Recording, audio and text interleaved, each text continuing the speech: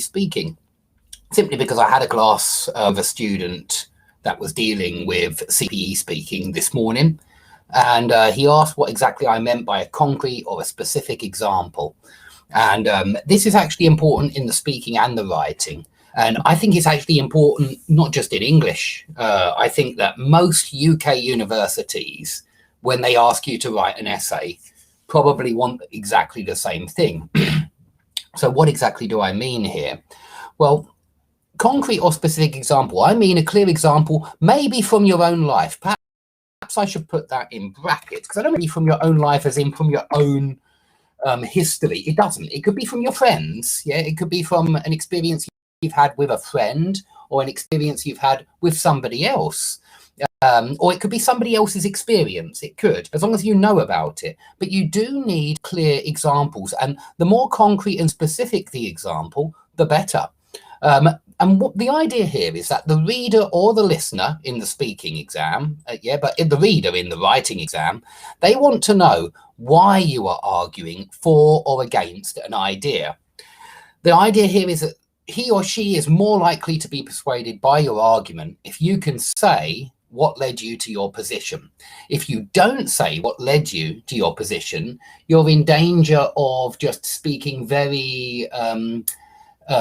well, you're not going to ground your argument to reality. It's going to be up there in the clouds. It's going to sound like a philosophical position, but no real meat for why you have that position. So I think university essays in the UK also have this expectation. For instance, you must defend your arguments with specific examples from the text in any literature essay. If you think that Dostoevsky was trying to explore the benefits and the drawbacks of socialism in one particular part of the text, you've got to back that up with concrete examples from the text. Okay, and so in the CPE speaking, we're not debating literature, obviously, but we are debating different ideas. So please back up your arguments with specific examples. This is important in the speaking and the writing. It's very important in the writing as well. So I'm going to give you an example now of what I mean. You know, what do I mean specific concrete examples? I'm going to answer a question that my student and I were discussing earlier. What makes a good parent? This is part 3 of the CPE speaking, where you have to speak on your own for a few minutes and you get a card and you have to talk about what makes a good parent, and you have to mention these 3 things: fairness, strictness, and flexibility. So when you're given this card in the exam, a good idea is to look and think about how you're going to answer it. And of course, perhaps one of the best ways to answer this question is to choose 1 or 2 of those 3 and say how they're more important than the other one. Yeah, and that's precisely what I'm going to do. You might choose 1, you might choose 2. You might try and make the argument that all 3 are important, but and I don't think there's anything wrong with that, as long as you back it up with examples each and every time. Yeah, back up your arguments with examples, support your arguments with examples that are grounded to reality. I keep making that point because, you know, the reader wants to know exactly, or the listener wants to know exactly why you're arguing that case, and he or she will only find out if you tell them. So let's have a look how I have answered this, dealing with what makes a good parent, with fairness, strictness, and flexibility. So I have written the following: bringing up children is a difficult process, so this is a tough question for anyone to answer. That's my introductory phrase. Yeah, that's just kind of like introducing the listener to the topic. So it seems to me that fairness and flexibility are more important than strictness and severity. Now, I have put this parallel in brackets. I'm boasting here that I've put in some parallel structure in the second sentence, and it's just because it sounds nice. Yeah, and so it's something to be aware of. I do understand that getting parallel structure into your speaking is a lot harder than getting it into your writing, but the more you use it, the more you appreciate it, the easier it is to employ it. Okay, and why is it parallel? Well, because you've got noun and noun are more important than noun and noun. And look, fairness and flexibility are more important than strictness and severity. Yeah, and so that's why we've got a nice kind of poetic parallel structure here with the endings of the nouns repeated. Anyway, that's just me trying to put in something to show off to the examiners. Yeah, you've got to impress them. This is CPE. Okay, fairness is important, as a child will not grow to respect an unfair parent. Okay, so that's my first statement. Clearly, I'm choosing fairness as and flexibility, but I'll deal with that in a second. I'm choosing fairness as one of the most important, so I'm going to explain why. And what do? I use an example from my life, yeah, because that's the easiest place for me to start, to show why I think that fairness is important. And I just tell a little story, simple story, to show why I think this is the case. So I grew up with a twin brother. This is actually true. And we were always treated equally by both of our parents. Had one of us been treated as the favorite? Now, again, I'm trying to show off just because people ask me, how can I improve my English? And I think, well, you've got to use a lot of different structures, yeah, complicated structures. Now, notice that this is the start of a third conditional sentence, but this third conditional sentence has got inversion as well. Had one of us been treated, instead of if one of us had been treated. That would be the normal way of writing a third conditional statement. But remember, with second and third, we can use inversion. So had one of us been treated as the favorite, comma, subordinate clause, then I am sure the other would have grown up bitter, jealous, and resentful. Okay, so usually I put in an Oxford comma. I don't know why I missed that. I like the Oxford comma. But notice I've got 3 adjectives in a row here: bitter, jealous, and resentful. And again, I'm just thinking about parallel structure. I want a nice list of 3. It's often a nice thing to use. So can you see how I have explained here in all of this part? I have explained precisely why I think fairness is important. Yeah, that's the support for my argument. If somebody thinks, you know, well, why is fairness important? I can say that to explain. Yeah, so it's my explanation of why fairness is important. And notice it's grounded to reality. Yeah, this was actually true. And I don't think we were treated unequally. And so, you know, if one of us had been treated as the favorite, then I'm sure the other wouldn't have liked it, of course. Okay, next, flexibility is also important, as all children have different needs and goals. So parents must be ready to adapt to the child accordingly. So that's my statement of what my position is. Flexibility is important, but remember that flexibility, yeah, it can mean anything. It really can. It can mean a lot of different things. Flexible in what way? Flexible in the way that they punish the child. Flexible in the way that they allow the child to do different things. So this is why it's important to elaborate, to delve into the details, yeah, or to flesh out the details. But do delve into the details, yeah, of your argument. Otherwise, it's not going to sound so good. So do another good expression here is flesh out. It's slightly different from delve into, but flesh out the details of your argument. And that just means here it's almost the same as delve into the details, yeah. Problems with typing today, guys. Argument. Okay, so you need to do this. You need to make your argument strong. You need to include a lot of details. And so in what sense do I mean flexibility is important? Well, let's give an example from my life. And this wasn't true, by the way. I just made it up. And you can do that too. My own parents were rather inflexible in regards to what courses I chose at school. Stubbornly insisting, notice my participle phrase here, yeah? Stubbornly insisting that I study subjects that I didn't like, such as economics. This resulted in a lot of time wasted on subjects that have not been useful to my career. Yeah, so I'm explaining why I think flexibility is important. And why is it? Well, my own parents were inflexible. Yeah, and they didn't let me study what I wanted to study. And this meant I wasted a load of time. And now I've got a career that's completely unrelated to those subjects. So we can see the harm in being inflexible, and so flexibility is also important. I think that's clear. So clearly I've dealt with everything except for the third topic, which is strictness. And so I need to talk about this and explain why I don't think this is important, or why I think it makes a bad parent. Yeah. And I've gone for just explaining how if you're too strict, it can be bad. So I've explained a strict or overbearing parent can damage the mind of a young child if they impose restrictions or punishments that are too harsh.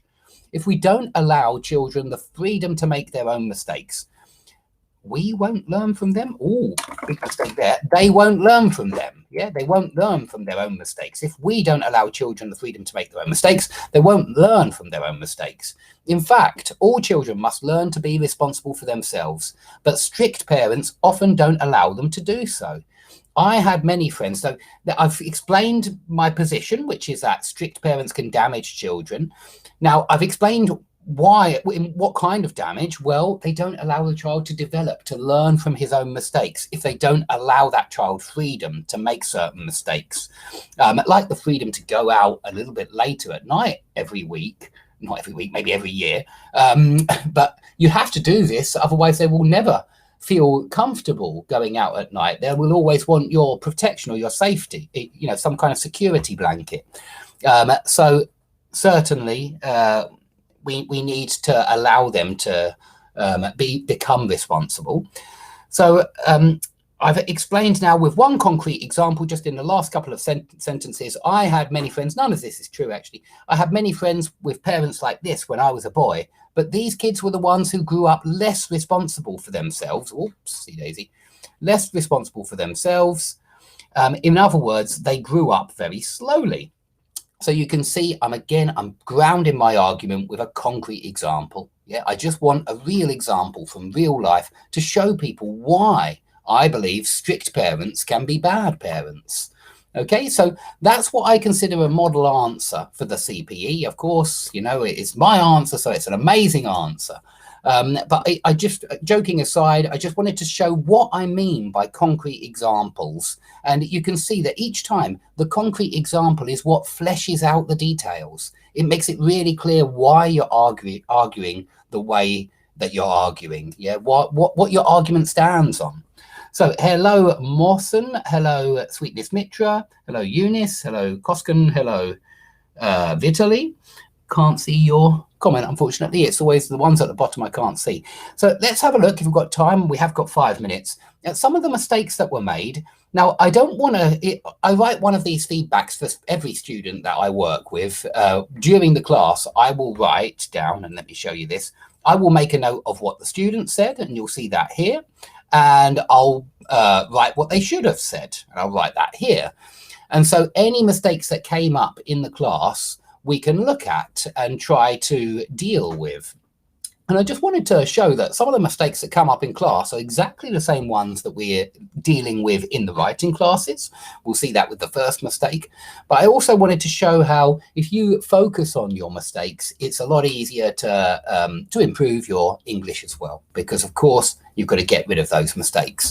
So let's have a look at what the student said, and thank you to the student for allowing us to do this. I do appreciate it.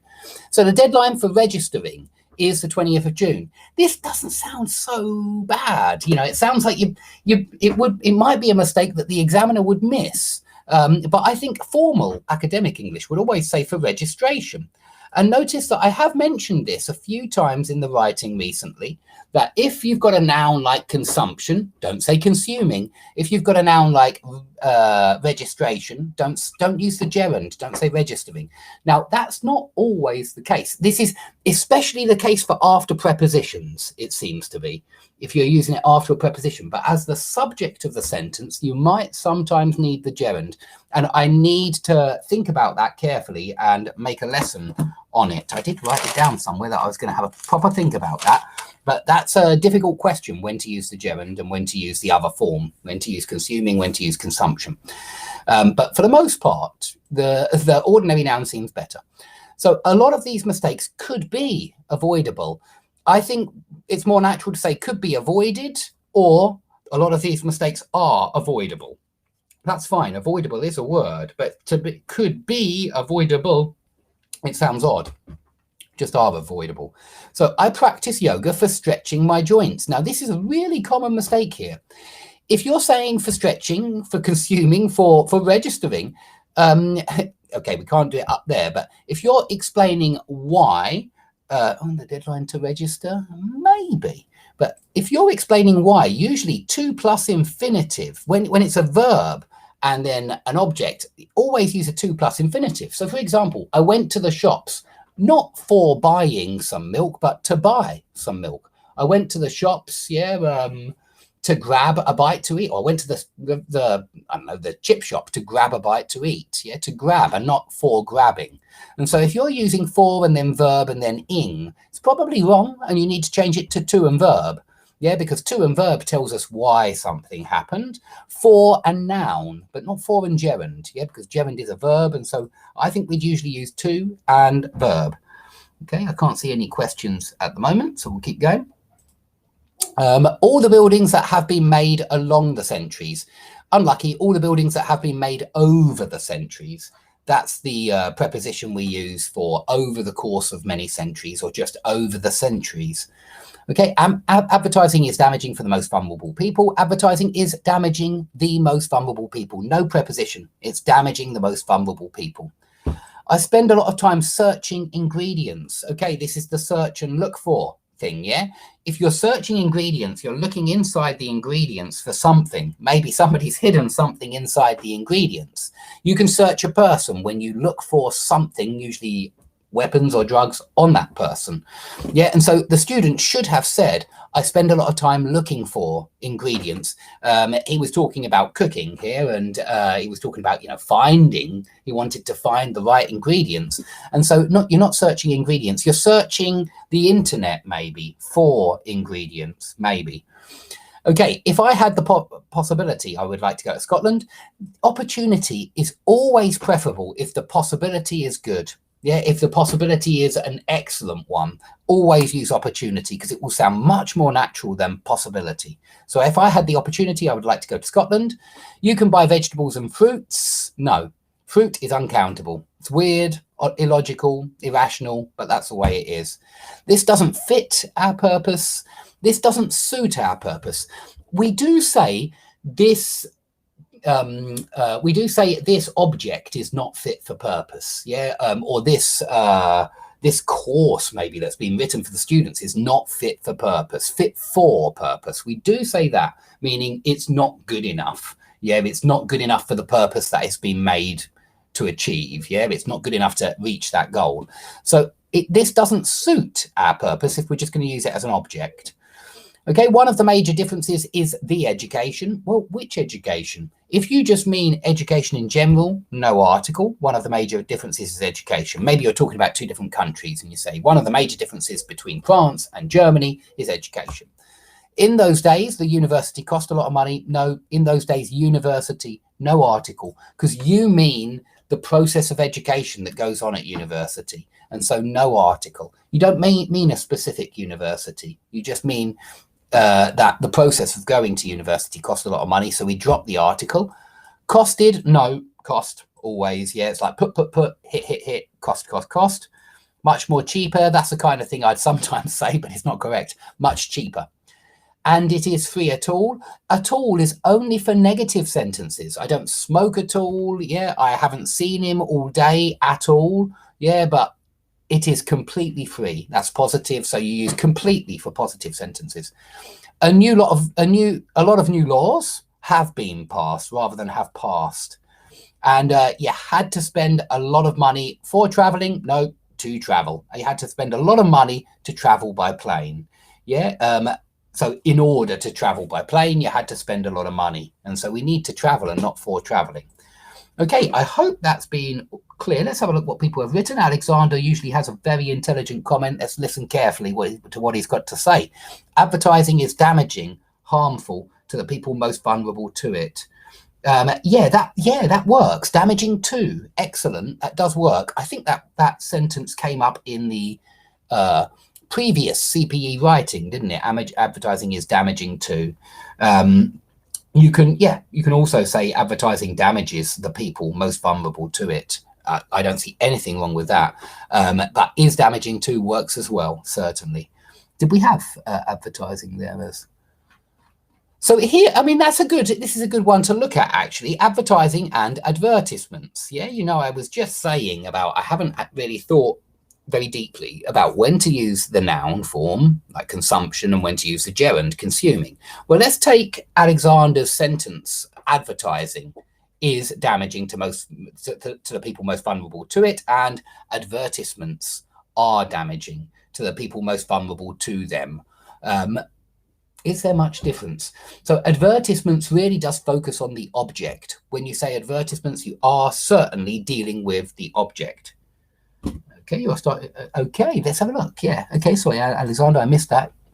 Advertising is damaging too. Yeah, absolutely. So you can put that preposition in there. Well done, Alexander. You're right. You certainly can. You can say that something is damaging to something else. Whoops. Sorry. You can say that something is damaging to something else. So yeah, that's right. To is also possible, but you can actually drop the preposition and just say it damages. Yeah, it harms. Perhaps harms would be better for people. I must admit that's true. So let's have a look. Advertising is damaging to the most vulnerable people, or advertising harms the most vulnerable people. Yeah. And here I think you can certainly say advertisements as well, but let's just write advertising harms the most vulnerable people. Say the most vulnerable, you can put it like that. Advertising harms the most vulnerable. So you can see there are a few different ways you can write that one. You can say advertising here or advertisements. You could use the gerund or the noun. And I suppose it's because advertising, well, it refers to the process, the marketing process. And very often that's what you mean. If we take the difference between consuming and consumption, consuming sounds like, how is consuming different from consumption? Consumption sounds like a more general word for all the biological processes that it might involve. You know, I'd always talk about consumption or overconsumption of something and never over-consuming. Now, it's a good question, what's the difference between the gerund and the noun if they both are there? So I will have more of I'll have a think about this one. I'm going to have to stop now because I've gone too long again, 22 minutes. But I'll stop right here. I might come back for a Russian class soon just because there are some words that I'm having trouble remembering in this book. And so I'll try repeating them on video, and that tends to help me remember them personally. Yeah, I agree, Alexander. I agree. It sounds more of a process that's happening right now. It sounds more like present continuous. Yeah, it's got that ing form. And so if you were in the middle of the process, if you were referring to, I mean, consumption is still the process of consuming, though. But yeah, there is something that sounds more active. I do agree, consuming. It sounds like somebody is doing that consuming right now. But yeah, it's a tricky one, tricky question. Okay, thanks everybody for coming.